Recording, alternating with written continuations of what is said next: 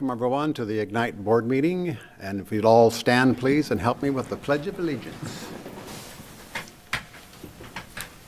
I pledge allegiance to the flag of the United States of America and to the republic for which it stands, one nation, under God, indivisible, with liberty and justice for all. Thank you.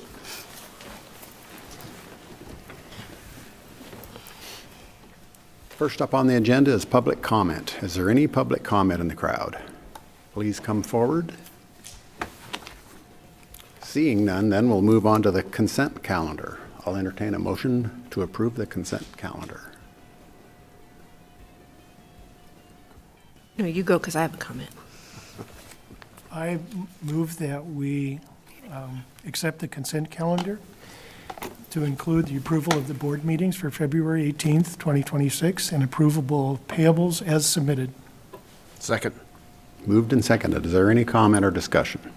So I just want to let the rest of the board know that the Finance Committee is working hard on transitioning our financial operations, and we're doing a little consideration of making sure we have the absolute right fit for all of our stuff, so we still don't have financials, but it is a very high priority for Will and for the rest of the committee. So I just wanted to reassure you that we are on this and we are paying attention. We just don't have formal statements for you yet.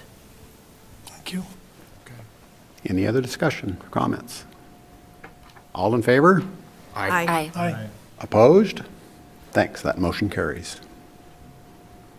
Next up is the Executive Director's report. Mr. Osborne. Thank you, Mr. Chairman.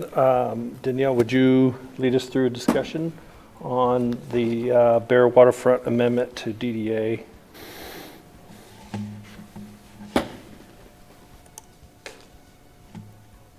Hi there, Commissioners. So last month you asked for a little bit more background on how the Bear Waterfront proposal had progressed through the process and where we are now. So I wanted to share that with you, although looks like I might be missing the original image, but this is a description of the project that we received at the proposal level. So this is at the very beginning, and you can see that there were, the parcel was broken up into three pieces, and you can see those. So this is not the original image, but you can see the three pieces being this little image, this portion, then this portion, and then this portion. So originally, it was going to be the first portion, which we were calling A, was going to be to expand the riverfront, these lots that are in front of, expand these lots in this area. And then the second portion was going to be used for, let's see. Oh, at that point, they were talking about potentially some Belle Reve HOA utilization, like pickleball courts or green space or something like that. And then the final portion was going to be where the depot building is and where the depot building still remains. So that was the original proposal that was accepted by the agency. Then when we got to the DDA stage, this is the image that was included in the DDA that we signed with Bear Waterfront. And I think the things of note there are that at that point there were these public overlooks that you can see here, here, and here. There were the staircases that we're still talking about. There was the rerouting of the Centennial Trail, which was a big piece of the goal for this project, and then the depot building and related parking. Danielle, just for clarification, the top edge of that is actually facing north? Yes. No, this is, the top edge of this would be facing east, right? This is north. Okay, and then the right side of that then is Beebe Avenue? So the park, the Riverfront Park, or Riverstone Park is right here. Yes. And this is, I forgot what the name of this street is. Tilford Lane. So this public parking was also included in this project to help with the utilization both down in the Belle Reve area as well as supplemental parking for the park. So then we amended the project again with DDA amendment number 4. The other DDA amendments were all just related to extensions of time with allowing Bear Waterfront to get through the PUD process, et cetera. But the only material change was this DDA amendment number 4. And I think I'm missing the image again. Scroll down. Okay, are they at the bottom? No. Sorry, I apologize. Phil and I were sharing, or I sent him some slides to put in, and it doesn't look like the slide with the image from DDA for this 4th amendment made it in. But in that amendment, or in that change, the major change there was that it would be made into parking. So this area here that was originally intended to be kind of pickleball courts or something open green space was changed into the parking lot, which is what you saw and we discussed last month. Private parking. Private parking, well, for pay parking at least. It was gonna be privately owned for pay parking. So then what we brought you last month is a revision to that project. And the two things that changed then from the prior iteration were that the parking, which was going to be here in this image that I showed you last month, is proposed to be changing into 2 residential lots. And in addition, all of this area that was previously going to be green space is turning into public parking that would be owned by the city. This parking would be related to the depot building and would be owned by Bear Waterfront. But all of this parking that's being constructed, as well as all of this parking, would all be public parking managed by the city. You asked for an image that kind of showed some of the connectivity, and this, let's see, so this image shows I don't know what happened. This image also, this image shows the 2 staircases are going to be, help me out with this, would you, Rob? Right there. Because this doesn't have the one that you marked on. Yeah. Yeah, 'cause this isn't so the 2 staircases are right here and right here. So And then show them where the connections are to the waterfront, because that Yep. was, So this staircase, there's a connection to the boardwalk right down this staircase here. There's another one right through the center court of here. Excuse me, another one here. And then the other closest one is right through this green space here. So from this staircase here, there's 3 points of entry. From this, which honestly, after living there as long as I have, this one will be used the most, by far. It already gets billy goat trails the day we take fences down, like the next day, and it'll come down here. And this is really, the end of the boardwalk is right here at this house. And then these are the 2 new lots right here. Which are being proposed to be built on private land, which was always private. Yeah. This parking lot, when we first had that in the design, it was after I lived in this home right here since 2011, was really just to get parking for these homes in this area. And after discussing the costs of building that and then what those would be on a annual or monthly basis, we really had no interest from any of the homes here. And then once we built this home, it's kind of on the very edge here, is done right now. And once I think all these folks saw that in there, they just liked the look of that versus a parking lot behind their house. So we kind of went back and said, okay, well, we're happy to build 2 more homes here. And then we eliminated 2 apartments that were in the depot here. So we had 2 apartments on the upper floor, or condos. We have eliminated those in the new design for the depot. So it's kind of just trading homes for homes. And in doing so, again, went back with the city and talked about adding this parking, because again, the biggest issue in this area, public-wise, has been parking. Is if we could take up what was just going to be maintenance and lawn for the city, and then we would obviously pay for and develop the parking, and then once we're done, it'll be turned over back to the city We will maintain it because it's going to be easy for us to plow and take care of, but it'll be city parking right there, so.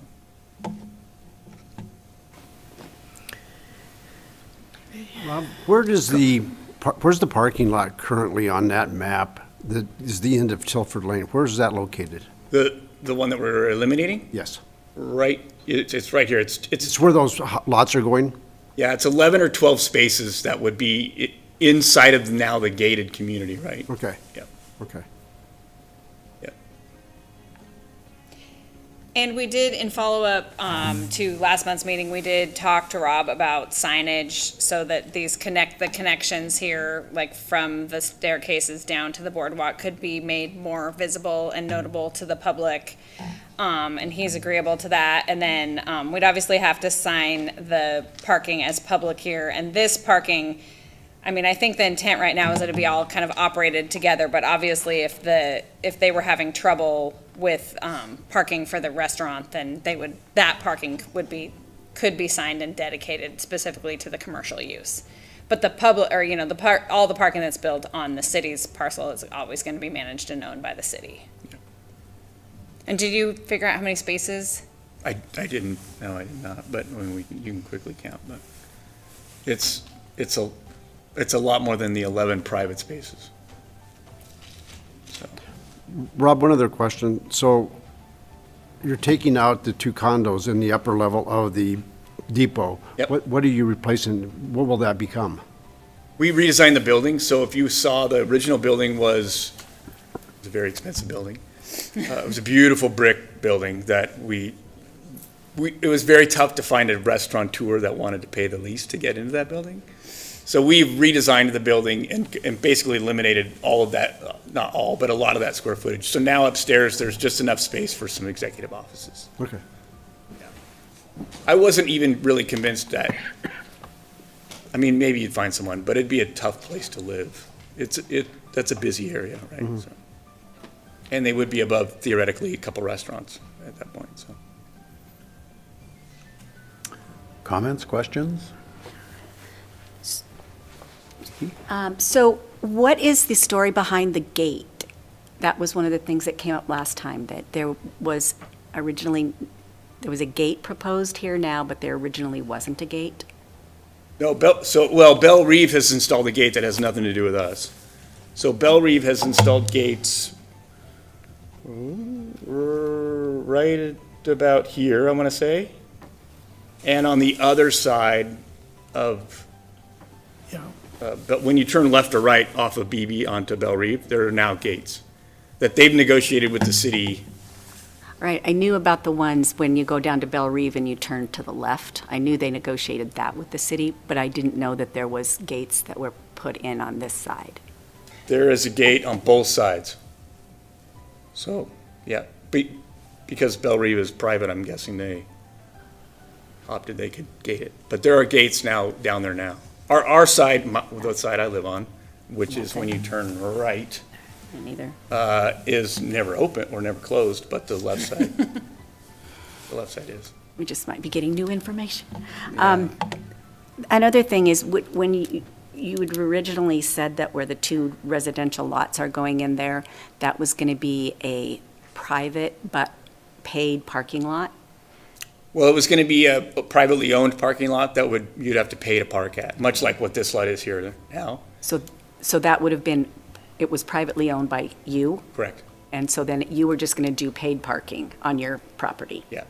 And so that's going to go away, and the city's going to have the additional new parking on the other side of the restaurant, which can also be used by the restaurant. Correct. Yeah, basically all of the parking here, and then all of this parking here that's a little tough to see along Tilford, is all going in this spring. And that's all going to be turned over to the city once we're done. And then the parking lot that's going to be dedicated just to the restaurant is, It's really Just just that these smaller few spaces. spots on our private land right here. And really Flying Goat, if you're familiar with Flying Goat, they're a pizza place, okay? In talking with them, their really only concern is their to-go spots, right? So they'll probably have 2 or 3 spots that they'll have for their to-go orders, pickup orders, and Yeah. that's gonna be it. My guess, much like, this isn't gonna be, and none of this will be paid parking like this down here, but is that it will all get used for everything. I mean, if you go down there in July, you're getting a spot anywhere you can possibly get a spot in that area, so. The hope is with all of this additional street parking and this, that will, hopefully alleviate quite a bit. But the little park that we're putting in will start to attract some folks. And my guess, like I was telling Danielle this morning, is, this staircase will be very, very, very utilized. Because it comes straight down from the Riverstone Park parking lot. too. Yeah, but we had fences up here while we were building this. We took them down in June, and by July, you could physically see trails already put in for people, so it's getting used. And so the staircases were our idea, because I, again, lived there for so long and watched that. It just makes sense, and the boardwalk will be functional. So the two new residential homes that are being put in there, are they part of the gated community? They are inside Bell Reef, so they're off of the private road, yes, yeah. Much like the 3 other lots that we have there, yeah, Okay. yeah. Chris? Thanks, Mr. Chairman. Rob, thanks for coming in. Appreciate you giving the explanation and taking your time to do this. 2 quick questions about the restaurant parking and the concern. We've been in experiences before at Parkwood to have restaurateurs who really then feel like in the heat of the summer, they're so pressed for parking that they can't meet their customers' demands, and they're going to come back and say, hey, I need you to go negotiate with the city to get 10 back for me, something like that. Sounds like you've had that dialogue and you're comfortable. They'll just take a free-for-all in there. Yeah, I think their concerns are alleviated quite a bit. I mean, there's a lot of parking going in here. I don't remember the exact count, Scott. I don't know if you know it off the top of your head, but there is a lot of parking going in here. It's very hard to see for you guys. I don't know if we did a better job here, but I mean, you might maybe it's have like to try this 50 one. stalls going here Okay. on Tilford. So, and I don't, again, when you could, and then they're gonna, this neighborhood was very happy to get it, because right now in the summertime, they park all along here, which makes it impossible to drive down the road. And the city's gonna sign that, so you won't be able to park on that north side at all anymore. You'll have to park in the stalls.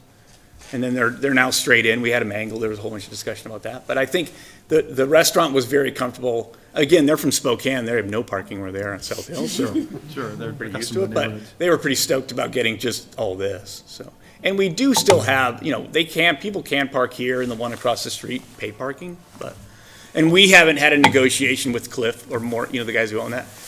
Much like Terrazza, where you can go in there and pay and all that stuff. So he could ultimately negotiate that with them as he decided, so. Sure. But I've been pretty blunt saying there's no clawback at city. Yeah. Ours, the negotiation period is over, so it is what it is. Thanks for confirming. And then one other quick question is, we talk about your observation of the use patterns of the stairs. In another project, the frequency of connection points versus the concentration of a connection point into a more broad esplanade-style stairway might be an interesting design element to try to play with here. I mean, if we have 2 stairways in such close proximity, and we're hearing some anecdotal feedback of put the stairs where the people go, would we be better off to take that public space and concentrate it into a more broad-based, generous type of an experience rather than 2 narrow stairways, perhaps? And I don't impugn the design, I haven't seen the details of it, but sometimes something more generous and broad might be more public benefit than 2 individual small ones. Yeah, I think the one on the left, the one that I think will get used the most, again, they're used to shimmying down. If you went down there, it's a big drop. It's steep. So, and it's a pretty big staircase. The one here, we did that, it goes directly in line with that train park we're building there. So again, it's hard to see, like, I'll make sure you guys Try this one. get I the think email. Yeah. Yeah, there you go, that's better. So this whole, there's the parking. But there's- I see the alignment, I So understand. this why. whole little train park that was designed years ago, we agreed to build and get that in. And so that little staircase literally lines up with that turnstile and goes straight down. So I think you'll get a little attraction here. The main reason I think this will get used the most is it just everybody's coming from this side, whether it's Atlas Park or the Riverstone Park or this big parking lot that's here. Well, and I know one issue that was raised last month was like, are people gonna feel like they're walking between homes? And this staircase is going to be between homes, but this staircase Is not, is yeah. not. Yeah. So I think preserving this connection where it feels more open, it feels more public, even Yeah. though it doesn't directly connect to an access, you know, you have to jog over here or jog over here to get to the boardwalk. It's definitely gonna be the more open and public feeling. That's part of the urban discovery process of a neighborhood like that, that's fine. Yeah. Yeah. Urban display. And people really know that this entrance is here, much like they know the one on the east is there. 'Cause the ones in the middle, again, I lived there for a long time, and I would admit, you know, we were talking again, it's kind of weird when you're walking right next to someone's home for a whole alleyway. But they know this one's here, and so I think that's really, so I think it's not gonna, it won't be an issue. I think you're gonna get a lot of people glad not to be walking down a Billy Goat Trail, right? Just walking downstairs, so, Nice improvement. yeah. Thanks. And Rob, I'll tell you, one of the things I mentioned last month was that years back, and I still hear about it from the old timers, you've been here, but you recall when the other end of Belle Reve was done, and then it was trades for open space and public use and all of that, and there became these teeny tiny goat trails with a sign this big that said, you know, access, and so the public felt very, you know, duped by that. And so that's where I was kind of being selfish, because I'm gonna get, I'm gonna get the, you know, the brunt of, you did it again. And so I wanted to really kind of clear up, do we have adequate signage? Do we have, you know, adequate parking for this access? And I think there's it looks like there's kind of a place on the dock where you could tie up to put people off and on. Is that what that big circle is right there? Not really. The boardwalks themselves are really out of the water. They're probably 4 feet out of the water, so there's really nowhere to do that. And it wasn't really designed to do that. Further down, where La Peep is really, these are all only private place. docks. Where the public docks are is where you can do that. And then that, you know, that's a whole other topic, but redoing those docks would do wonders for the boardwalk, but. Yeah, I don't want anything floating. Yeah, Okay, and so the signage issue, what's that gonna be like? However, I mean, it's as much or Is as it- little as we want to do at the top of those stairs. I mean, I'm not opposed to doing anything up there as long as it's reasonable for us, cost-wise, but I don't think there's anything, I mean, it'll be bigger than the signs that are in Belle Reve, which I know how big those are. They're not very big, but, I think you could do some, you know, I think you could make it something that's very evident that if you go down these stairs, you're gonna find your way to the boardwalk. And they're,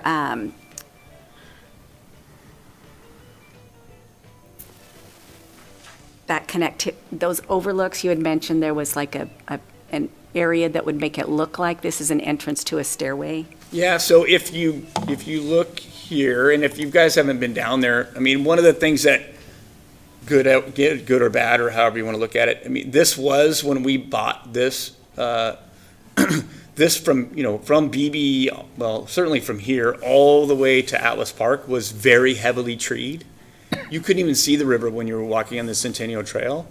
And so we went in and thinned it, which did a great thing, so you're viewing and you could actually see the river. But what's happened is as we're building these homes, and I don't know if you've, again, been down there, but those trees were kind of, it's very weird because they're on this weird hump.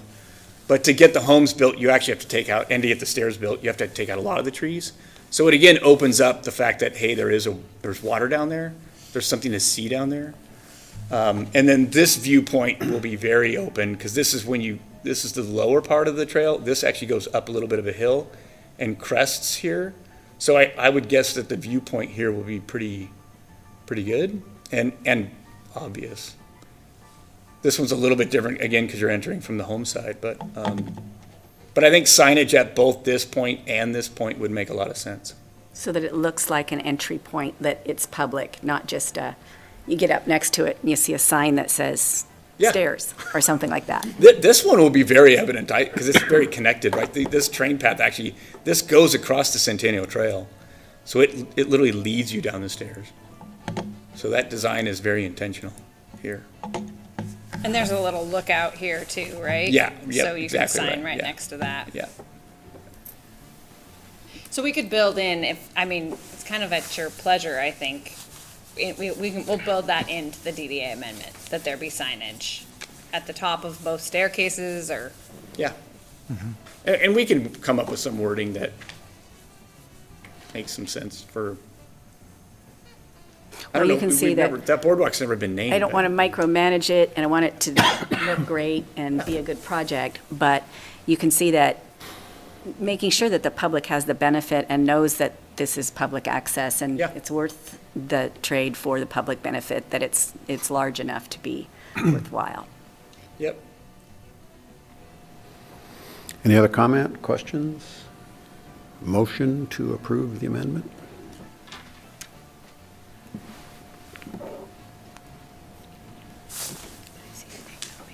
Danielle, what amendment number is this? 7. I make a motion that we approve amendment number 7 for the Bear Waterfront DDA. Second.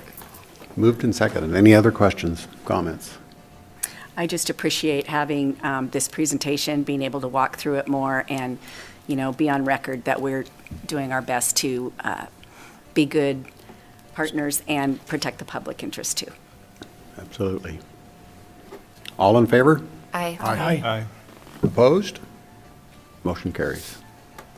Do you have a start date? We are going in for permit on the depot. I think next week, maybe the week after, which should go pretty quick because we had the permit on the first depot. So I would guess we're scratching dirt in May? Yeah, May 1. Good luck. Thank you. Thank you, everyone.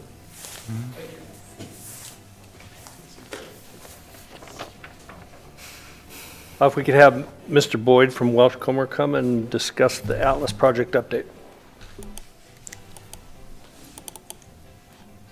Okay. Thank you, Will, and Chairman Hoskins and board members.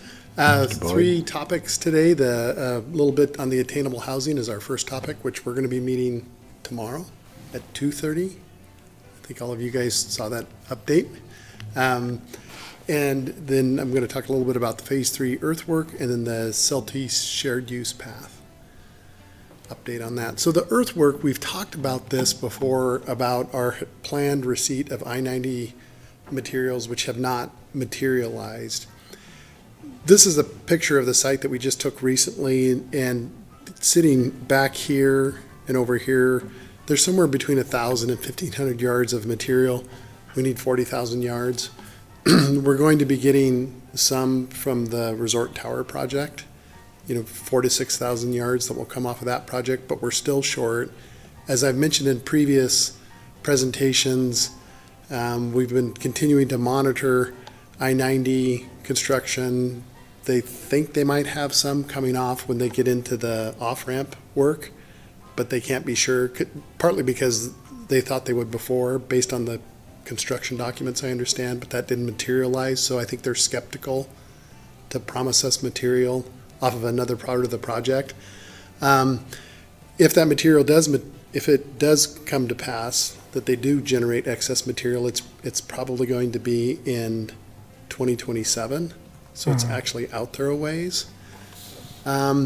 So we have been continuing to look. I mentioned there might be some coming off of the River's Edge project because they're building a seawall there on the, if you guys haven't seen that, they're making improvements along there. And they've said, hey, we're going to stockpile when we get done. We'll get with you guys and you can come get what we generate. So there might be some there, but it's not going to get to 40,000 yards. So we developed, I mentioned this before, we developed an idea. There's kind of three different options I'm going to show you here. This is the cut fill map that shows that there's 6, 7, 8 feet of fill in here. There's 10, 11 feet of fill in here, and then it tapers down. And so the total to fill that site is about 40,000 yards. We started looking at it from the standpoint if we just fill enough to allow us to go build this public road here that will have public infrastructure in it, and perhaps build this portion of the alley, which would have public infrastructure in it, the water and sewer infrastructure in it, we could unlock all these dwelling units here, and that's going to require about 20,000 yards of material, which is probably 10 or 15,000 more than what we currently have. So to give you a look at what the dwelling units look like, you can see how many dwelling units we would unlock here. It would be the twin homes here, the townhomes, the cottage, these single family, and the townhomes here. So that would allow us to get moving on that part of the project. It will look a little bit awkward though, because this will be sitting, 7 or 8 feet higher than this piece in this interim while we wait for the phase 3B material to show up, hopefully. So there's kind of 3 options for the board to think about. And we're not asking for a motion or anything like that tonight. We're asking for general direction. Because in order to confirm these big round numbers I'm throwing out to you, we need to go do a little bit of design work in here and think through some of the details to make sure we're not missing anything. So we actually have to get into design. We've been waiting to design. And that's one of the things we could do is just continue to wait. We're just going to wait till I-90 material shows up. And if it never shows up, well, then we'll have to do something different. It's going to delay when we can start the infrastructure work and then, push off the starts of houses as well. If the I-90 material shows up, there's really no additional cost except inflation, construction inflation that will occur. The other option is this number 2 option, which is let's go buy the material that we need for phase 3A, and then start the design on the whole site, and we'll wait for the 20,000 yards of material. And if it doesn't materialize, you'll have to make that decision in the future as well. Should we go buy material? So this is an option where we invest a little bit of money, you invest a little bit of money, you unlock this part of the project. It allows us to move forward with the project, and then we continue to wait on 3B material to show up. When Tony was working on the 2026, 2027 budget, he plugged in this expenditure for the project just because he wasn't sure and he wanted to know what the number was. And so he ended up plugging in $400,000 into your 2026, 27 budget for this project. He didn't, it was just plugged in there, but it wasn't authorized to move forward. And then there's this option here, which is let's just go buy all of it right now. But that's a much bigger number. It's $750,000 to $875,000. But it would allow us to go fill the whole site and forge ahead. So just 3 different options for the board to consider. And what we're just looking for is general direction. If you said, yeah, we want to think about phase 2 here, that's the one that's got a little bit of work we need to do to confirm what we think will work. But I don't want to go spend the effort doing design work on it until you tell me, yeah, we think we're interested in that idea. And then I would come back next month with much more definitive calculations, and I could bore you with cross sections and drawings and whatnot, but we would probably steer clear of that. So I'll pause there and glad to answer questions and talk through it. Go ahead, Chris. Phil, can you help us with what the rough unit count is between phase 3A and 3B? Yeah, I started to count those when I was sitting at my computer, and then I got a phone call. So there's 2, 4, 6, 8, 10, 12, 14 there. 1, 2, 3, 4, 5, 6, 7, 8. So 22, 26, 30, 36, 42, 46, 50. So there's 50 here, and there's, I think, 110. So it's about half the units Thanks. in there. One other comment while you guys are thinking of questions, that one advantage to doing this is now you do have a big laydown area. You have a big staging area for the construction to occur, where you might give, if there's multiple contractors, this contractor might have a staging area here, and then you can provide some staging area over here as well. What are you going to do with the big pile of dirt that's there? It's a good question. We're actually now starting to think about screening it and using the topsoil on the site. Because remember, the site is completely, let me see if I got a picture here. And Phil, you'd mentioned that estimate for option 2 on your plan to purchase roughly 350,000 is in the current budget. Correct. Yeah. Yeah. What we're contemplating doing here is, in order to knock this down a little bit, is to come in and screen the topsoil. You guys might remember we did that before, so we don't have to go buy topsoil. We will have to do something to treat the noxious weeds that live in the tops, because that bit the contractor the last time. To his credit, La Riviere took care of it. But we screened all this beautiful topsoil. They went out and spread it, and like the weirdest things you've ever seen started sprouting. And so La Riviere was constantly out there killing the weeds before he hydroseeded. So we would have to do something with that. But that would allow us to knock the soil down. We don't have to pay to import, and we would end up using it in a bunch of these areas. You know, the grass, sorry, these areas here. Comments? Just a clarification, you're calling it topsoil versus structural fill? This pile that sits right here is non-structural soils. It's the old bark and it's just been degraded over time. And so that's the part that we would screen. Okay. So the design work that you're contemplating or proposing that would get us closer to some estimates that are realistic, that's design work that has to be done regardless at some point anyway. Correct. Yep. And we're under contract to do that work, but we don't want to do it twice. And so that's why we just want, if the board thinks that this is the direction we're headed, we'll end up designing a temporary configuration, because we have to put stabilized slopes out in here, think about where do water and sewer services get stubbed out in this direction, how far do they go, just all the little details. And we can do that as part of the overall design process.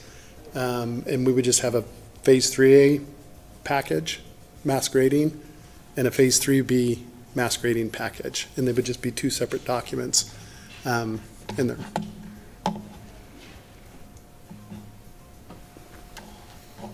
Good question. So Phil, going back to the 3B photo that you had there, how disruptive would that be for, I mean, obviously you're going to have people living there on the north side of the street there.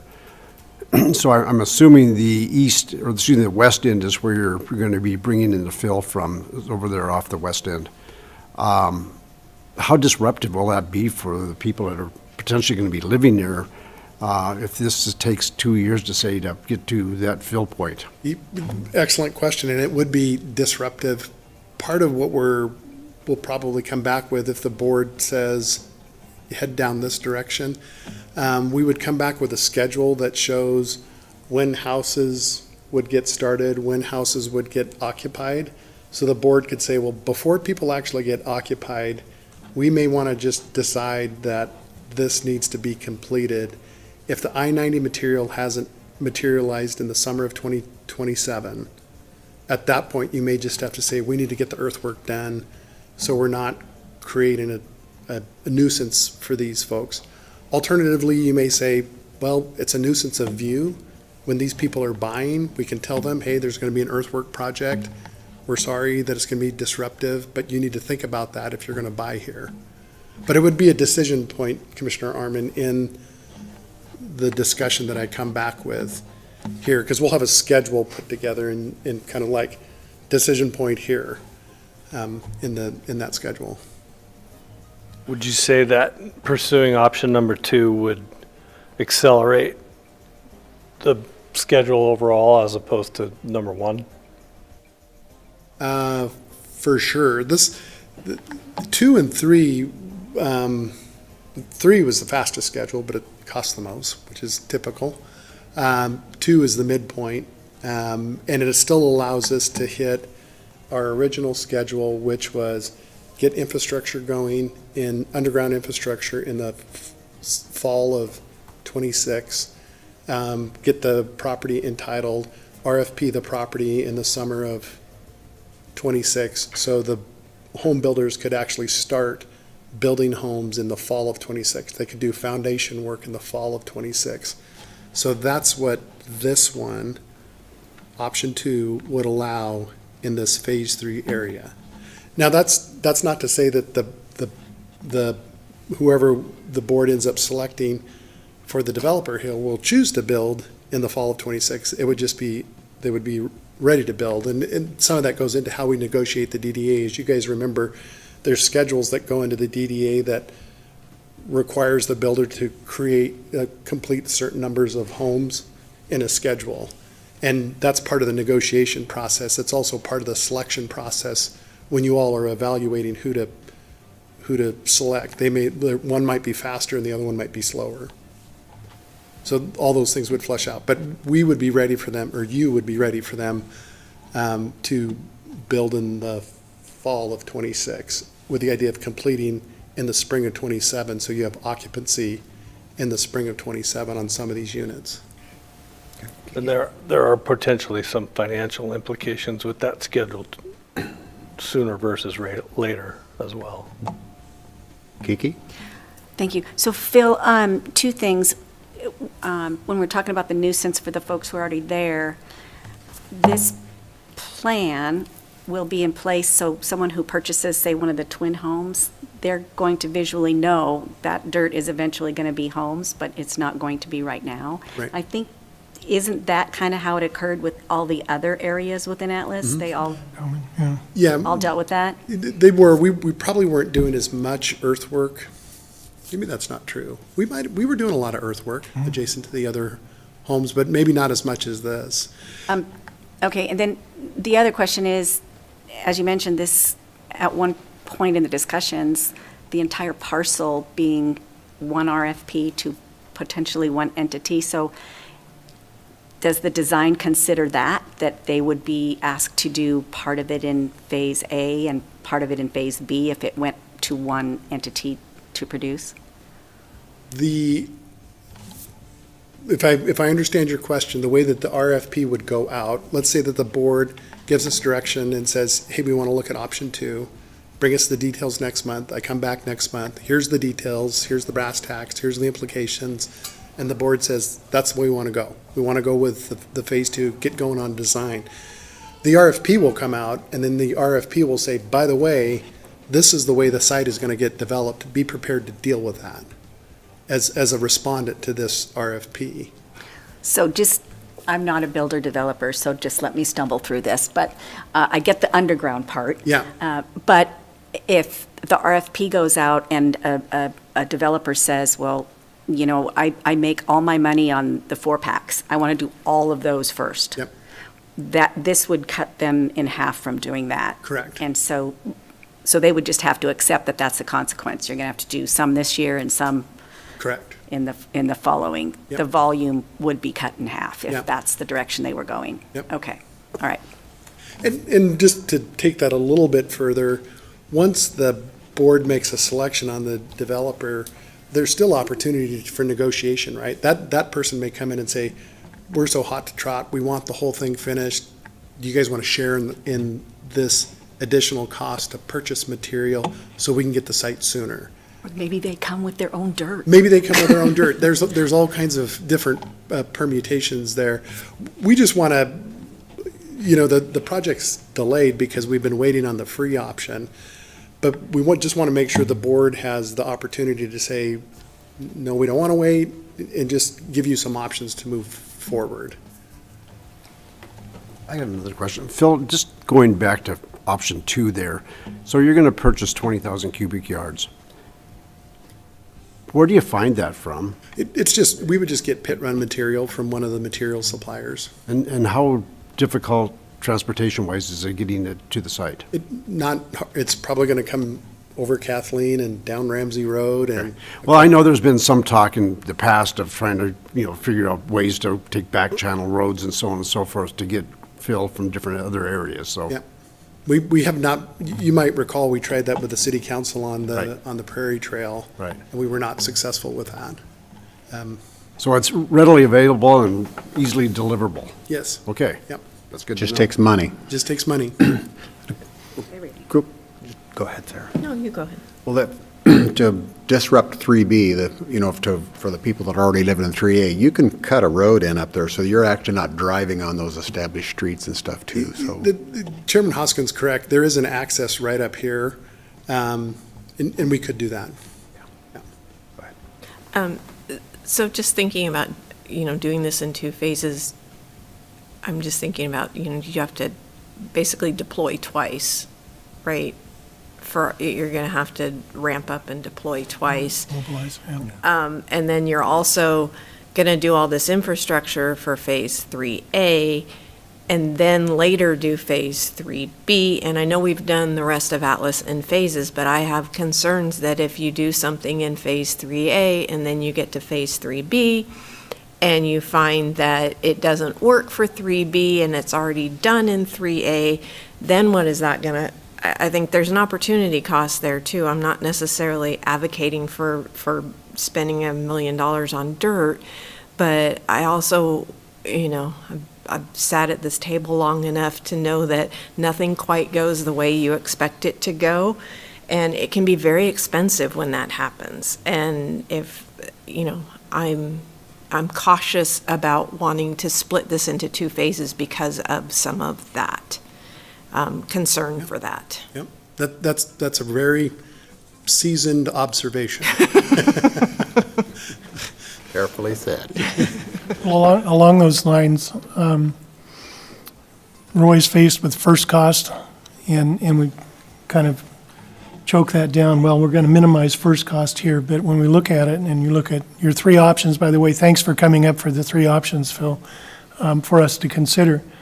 It's never going to be more economical than to do the whole thing right now, is the long run, but you have to swallow the first cost in order to do that. So that's part of the consideration too. And, how much can we bear in order to make that happen? But it also resolves some of the things that you were talking about, that, we kind of take care of it all in one shot. We get the infrastructure done, it's done properly, and then you build into it. So that is probably a best-case scenario. Mm-hmm. But then now we consider dollars and cents, and can we get there or not get there? And I guess that's kind of what we wrestle with. So what would be the difference in cost? I mean, obviously, it's about $500,000 difference to do Phase 3 versus just doing Phase 2.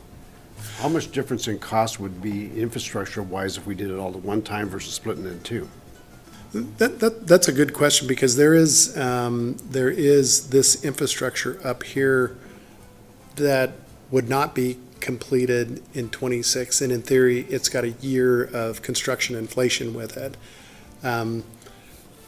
Off the top of my head, the bulk of the infrastructure is down here, and I want to say that, this was, maybe there's $2.5 million of infrastructure down here and $750,000 of infrastructure up here.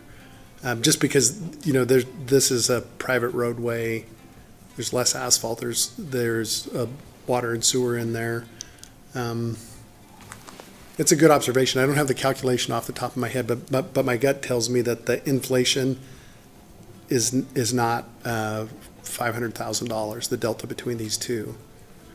So, I mean, there's also a delta between doing it two different times, too. The mobilization part, yep, and the risk that Commissioner Garcia was getting at is the unintended consequences of doing it in two phases. That some of it you just don't know until you get there.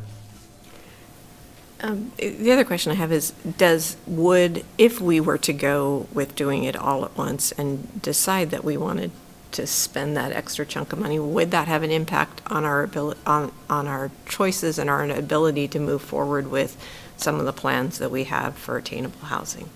Because some of those margins are a little thin, and that's a decent chunk of money. I wouldn't, I would want to understand that as well, because if we make that decision and then it compromises the next step, that it would be helpful to understand that. I should know I'm the chair of the finance committee, but I haven't seen the calculations lately, so. I mean, I'm assuming that we would have to bear the brunt of the cost of input. I would assume we would too, but I'm talking about, we've been so fortunate with the whole Atlas project that we could even consider attainable housing. We started at 25%, and we've continued to stretch ourselves to see how far we can go with that. If we were to spend this $500,000 on dirt that we aren't planning, or $800,000 on dirt that we had never planned to spend on dirt, what does that do to our plan to be able to kind of underwrite the cost of, or donate that land for that purpose? Is that going to cause us issues with that decision, or restrict our choices, I guess, with that decision is what I'm concerned about. It'd be an interesting exercise to see what the model would look like, adding another 750,000 into it. That's, Commissioner Arman got right where I was headed myself, is maybe what we need to do to have this discussion one more time, and this could be in a memo to the board with the model in it that essentially says, if we do option 2, how far do we get out with our, really what it pushes your reimbursement to the city, right? Because that's the one that you're kind of saving money and planning to reimburse the city. And so option 2 pushes the reimbursement to this window of time. Option 3 pushes the reimbursement to this window of time. And I think that's would boil down the part for them, for you all to make it, the decision point, I guess is what I was getting at. I think as far as implications on impacting the attainable housing, this design pulls about every lever an urban renewal agency can pull to create cost-effective real estate to sell, because you guys have limitations. Unlike in Montana, they have a little broader, broader rules where they can deploy we've done about all we can do here to make the lots as cost-effective to build on. And I think I've talked about that with the retaining walls and making them flat and, all the things that we can possibly do. Tony and then with Will directed us to head in that path. So I think that's what it would boil down to, is we'd run the model and you guys would look at when that reimbursement period would be. So it won't affect our, I was thinking wrong. It's going to increase the project cost, but we'll still get the return on it. The return may take a little longer. Right. It'll just delay it because we spent more money up front and we have to collect that back before we can. Correct. And there's some other moving parts too, on River's Edge, some of that is getting built out faster. It's generating increment a little faster than we had anticipated. When that gets updated in the model, that would change a few things as well. So maybe what needs to happen is I need to run 2 model scenarios, put it in a memo, and then we could discuss it at the next board meeting, or however the board might choose to tackle that. What's your time frame on this to have lots available in fall? We're getting to the point where it's going to be difficult to get through entitlements. And for sure you will be Excuse me. asking the city to bond for the improvements so we can finalize the plat. But we're getting to the point now where just to get the design done, we put a bidding window in this project originally. We had a 6-week bidding window because we did not know if the board would say, go put this out on the open market. So we built it into our schedule, or would the board say, no, go negotiate with Le Riviere. If we put it out on the street, we're going to have it's going to take us 4 to 6 weeks to do that. If we go negotiate with Le Riviere, it takes us 2 weeks, so we save a month. But you're negotiating, and we of course compare the unit prices with other projects we're bidding, so we have that litmus test. But you're still negotiating. You don't necessarily know the market number at that point. So that would be also a decision point where the board says, well, let's recapture a month and shorten our schedule up to get us to completed lots in the fall, sellable lots in the fall. One other, Commissioner Miller, I was going to say Councilmember Miller, but you got a different hat on today. She alluded to this a little bit. Some of it might depend also on the partner we get when we do the RFP. That partner may come in and say, hey, we're going to do these great products, but it's going to take us a year to design them, and that could delay the part of it as well. Lots of moving parts on this. Well, the whole thing's been a lot of moving parts, but this one in particular has got a lot of moving parts on it. So, one last question. So, just going back to the timing of this, if you need to have this all kind of in place in the next, say, 2 to 3 months to have lots available in the fall, we've got a lot of things to decide here very quickly to make some choices. And, you know, I guess there's going to be some what-ifs we're just going to have to deal with. There are, yeah. And that's why I guess I'm trying to figure out how to not wait till the next board meeting to get some direction out of the board on whether it's, you know, phase 2 or phase 3. And I'm envisioning this idea of a model. I mean, maybe we can do a video conference meeting if that's quick for everybody, where we can get on, I can show the model, we can talk about it, spend 30 or 45 minutes, if we can have meetings like that. And just walk through some of these technical details with the board, and then get your direction when you have some model information in front of you. Because Will and I and Ben from Heartland are just working on updating several aspects of the model right now. So it seems like the choices would be between option 2 and option 3 with the models in there, and Yep. that's what we're looking for. So Yeah. I think that's a good idea to do a special call meeting if it can be digital and It's been an get hour. that in front of us. Yep. Danielle? We just have to have one person one person in person at a public location to make it a public meeting. Everyone else can dial in. So we could definitely do that. We could host it at Welchcombe or at my office, and Will could be the person from the agency. So we could definitely make that happen. It's doable. Okay. Okay. Mr. Chairman, trying to synthesize some of the comments that we've heard made, and it seems to me that it kind of falls into two buckets, that we're trying to balance our mission-driven statement of we need to move aggressively towards addressing some housing challenges in the community, and we've got a good plan for that. However, fiscal prudence is another element that we have to balance in light of that. And so the idea that as we talk all this through, I'm a little different than Sarah is perhaps of the risk of doing part of it and having to adjust in the next part. Construction is messy, and that's always going to happen perhaps, but maybe I've got a thick skin for that. At the same time, to me, I'm really leaning into the idea of showing proof of concept of what we've been working on so far. That waiting to lay it all out versus saying, hey, we've already picked a partner, we've already got some housing plans, we've worked through the rest of the design constraints we want to put on this to help show the progress that we're making. And even if I agree option number 1 is not an appealing one because of the delay, but coming back in and fully underwriting the economics with a cost penalty like that is, I guess that puts us at a potential disadvantage for just being good fiscal stewards of community dollars. So I'm balancing that, and I would happen to lean towards let's get something going, because if anything, we might learn something in phase 1 that could make phase 2 even better. But right now, we're really out over our skis for trying to invent a product that doesn't exist right now. And so maybe the idea of let's take this in 2 bites, we might understand that the next bite needs a little more salt and pepper on it. So that might be a place where I would tend to lean as of today.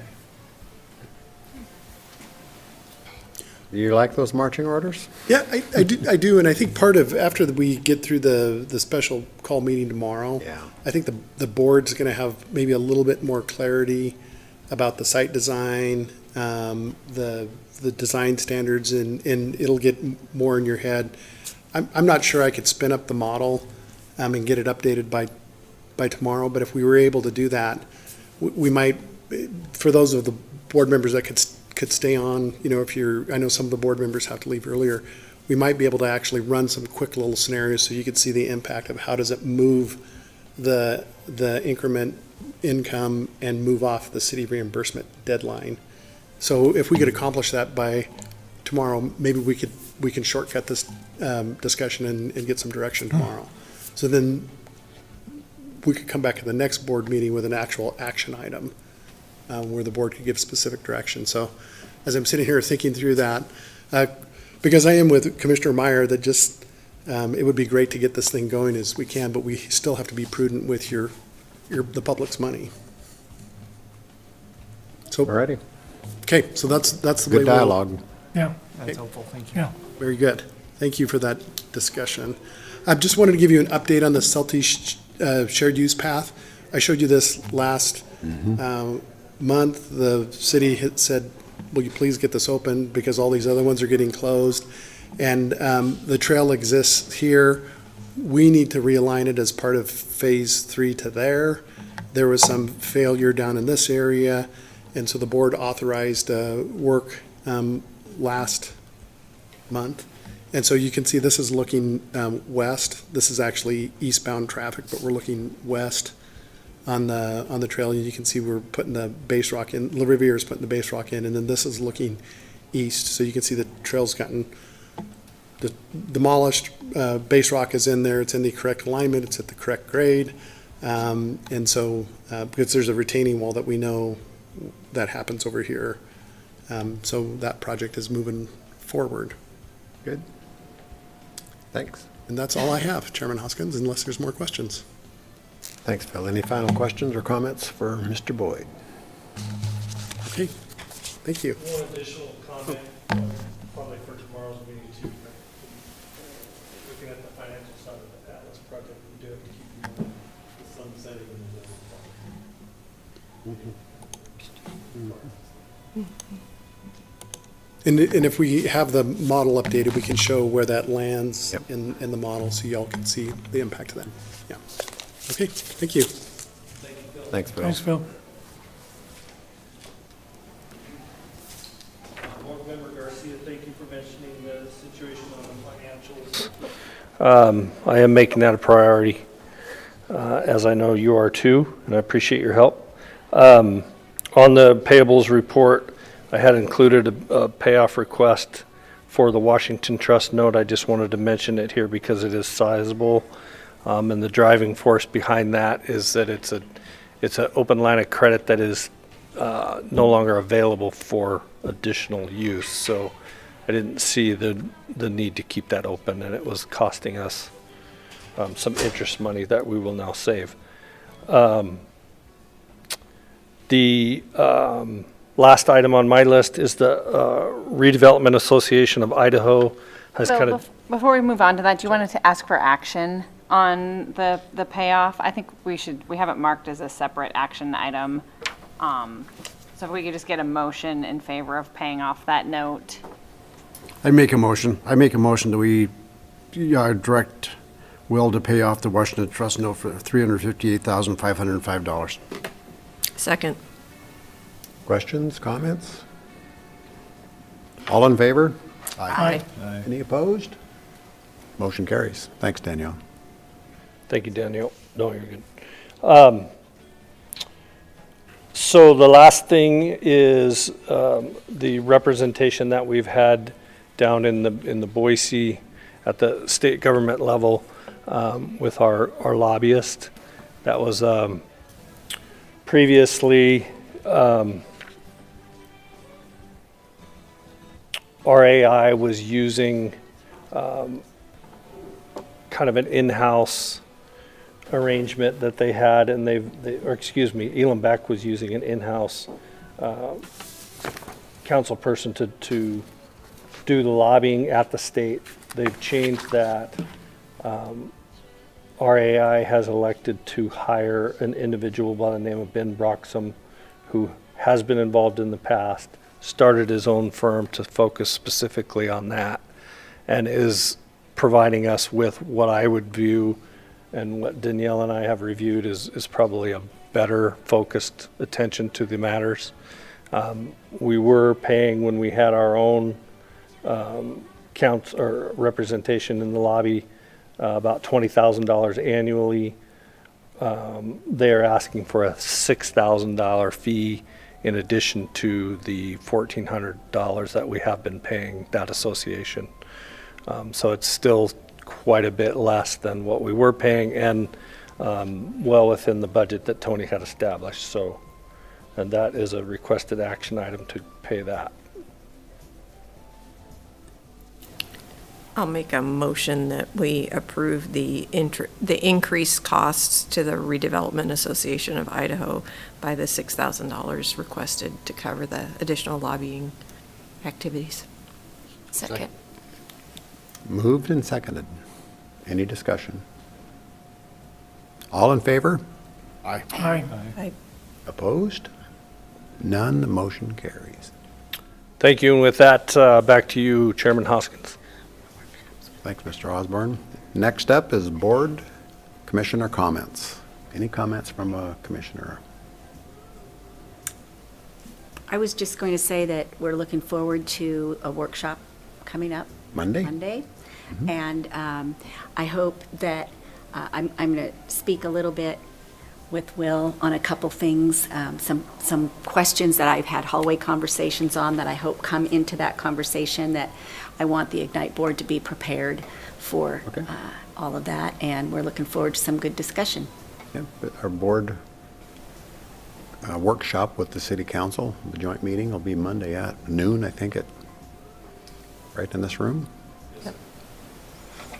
Thanks. Anything else? I'll entertain a motion to adjourn. So moved. Second. All in favor? Aye. Motion carries. We're adjourned. Mike, that's a wrap.